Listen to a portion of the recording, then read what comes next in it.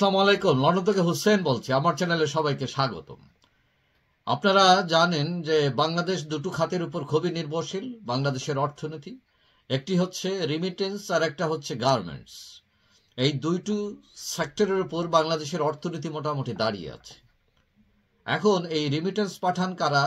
যারা প্রবাসে থাকেন প্রায় 1.5 কোটি বাঙালি। আমাদের দেশে প্রতি বছর, গত বছরও $24 বিলিয়ন আসে এই রিমিটেন্স। এটা বিশাল একটা অঙ্ক। কিন্তু কোটা আন্দোলন শুরু হওয়ার পর ইন্টারনেট বন্ধ হয়ে যায় বাংলাদেশে, এবং বাংলাদেশে যারা প্রবাসে থাকেন, যারা বিরোধী রাজনীতি সাপোর্ট করেন, তাদের অনেকেই রিমিটেন্স বৈধ পথে পাঠানো থেকে বিরত ছিলেন এবং থাকবেন বলে শপথ করেছেন কেউ কেউ। এখন এর কারণে গত 7 দিনে যে রিমিটেন্স এসেছে, সাধারণত এটা একদিনের নর্মাল রিমিটেন্স যা আসে তা এসেছে 7 দিনে, অর্থাৎ অনেক কমে গেছে। এখন অনেকে মনে করছেন এটা মূলত দায়ী হচ্ছে ইন্টারনেট, কারণ মোবাইল ইন্টারনেট না থাকার কারণে অনেকে হয়তো টাকা পাঠিয়েছেন কিন্তু ঠিক মতো পৌঁছেনি, বাংলাদেশে ইন্টারনেট ছিল না। এখন বিশেষ করে বিএনপি, জামাত এবং তার সমমনা দলগুলো সরকারের উপর চাপ তৈরি করার জন্য তারা একটা পলিসি নিয়েছে যে বিদেশে বাঙালিদের মধ্যে ক্যাম্পেইন করছে যাতে কেউ বৈধ পথে টাকা না পাঠায়, সরকারের হাত দুর্বল হয়ে যায় এবং তাদের উপর চাপ তৈরি হয়। এখন এই ব্যাপারে বাংলাদেশ সরকারের কোনো উদ্যোগ বিদেশে দেখা যাচ্ছে না যে এটা প্রটেক্ট করার জন্য। যদিও প্রধানমন্ত্রী এবং তথ্য প্রযুক্তি প্রতিমন্ত্রী আহ্বান জানিয়েছেন যে সবাইকে বৈধ পথে টাকা পাঠানোর জন্য, কিন্তু বিদেশে যে বাংলাদেশের দূতাবাসগুলো আছে তারা অনেকটা নির্জীব। তাদের কোনো উদ্যোগ, এ ব্যাপারে কোনো ইনিশিয়েটিভ লক্ষ্য করা যায়নি। পাশাপাশি আওয়ামী লীগ এবং তার অঙ্গ সংগঠনগুলোরও কোনো কর্মসূচি চোখে পড়েনি। বিশেষ করে বিএনপি, জামাত এবং তার সমমনা দলগুলো সোশ্যাল মিডিয়া ইউজ করে প্রচার চালাচ্ছে যে বৈধ পথে কেউ টাকা পাঠাবেন না।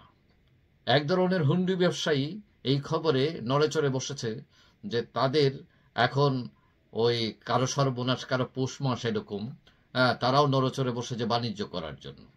এখন কথা হচ্ছে যে এই কোটা আন্দোলনের কারণে, কারফিউর কারণে, ইন্টারনেট না থাকার কারণে রপ্তানি বাণিজ্যে বিশেষ করে গার্মেন্টসে বিরাট সমস্যা দেখে দিয়েছে। তারা শিপমেন্ট দিতে পারছে না ঠিক মতো, নতুন অর্ডার আসছে না, সবকিছু স্লো হয়ে গেছে এবং এই যে রপ্তানি এটা ঝুঁকির মধ্যে আছে। পাশাপাশি বিনিয়োগও ঝুঁকির মধ্যে আছে। এই অবস্থায় কে বিনিয়োগ করতে আসবে আমাদের দেশে? তারপরে এখন যে এই অবস্থা, মানুষ যদি হুন্ডির মাধ্যমে টাকা পাঠায় তাহলে সেখানে একটা ঝুঁকি থাকে, প্লাস সেখানে লাভ ও কম থাকে। সরকার 2.5% একটা ইনসেন্টিভ দেয়। নর্মালি 100 টাকা পাঠাইলে 2.5 টাকা বোনাস দেয় সরকার। এটা থেকে বঞ্চিত হবে মানুষ। এখন কথা হচ্ছে বৈধ পথে রিমিটেন্স না গেলে, সরকারের হাতে টাকা না গেলে বাংলাদেশের অর্থনীতিতে একটা বিরাট ক্রাইসিস তৈরি হওয়ার সম্ভাবনা আছে।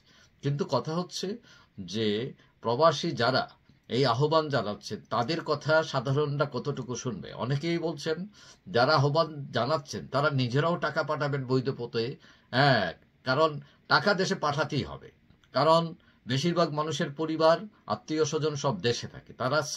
তাদের সাপোর্ট ছাড়া ওই পরিবারগুলো চলবে না। যার ফলে বিশেষ করে মধ্যপ্রাচ্যে যারা থাকেন তারা শুধু খরচের টাকাটা রেখে সব টাকা পাঠিয়ে দেন।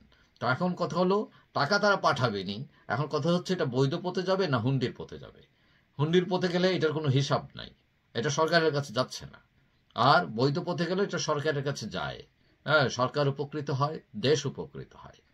তো এখন এই ক্রাইসিসটা মোকাবেলা করার জন্য সরকারের তেমন কোনো উদ্যোগ পরিলক্ষিত হয়নি। যারা বিরোধী পক্ষ আছেন, জামাত, বিএনপি, তারা প্রচার চালাচ্ছেন। তো যাই হোক, আজকে ইন্টারনেট চালু হচ্ছে, হয়তো প্রচার হবে, সরকারও করবে এবং দেখা যাক কি হয়। যাই হোক, সবাই ভালো থাকবে।